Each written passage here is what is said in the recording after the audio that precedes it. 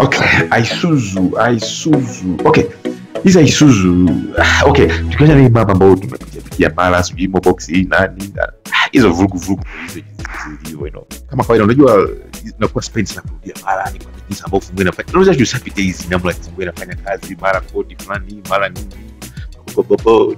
Hizi vitu vya kawaida mwanangu. Ngoja tusifanye video endeavor. Jua tu kama tushapitia hizi mara sijui kodi mara hizi nini. Let's go.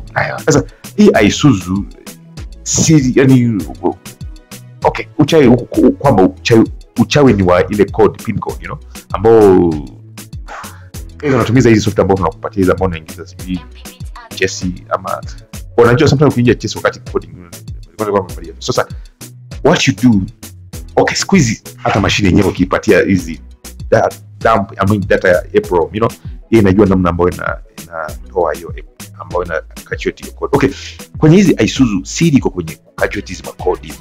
When you ukipata code you unapita unaingia kwenye hizo access you can do anything mara delete keys mara add keys mara okay, so siri iko kwenye pin code na pin code unaweza okay siri iko kwenye pin code na pin code unaweza calculate kwa kupitia hizi data ambazo zilizo April so na siku hizi machine kuna machine baadhi ya machine ambao hata usipo ngoa sijui April kuna namna ambayo inaweza kusoma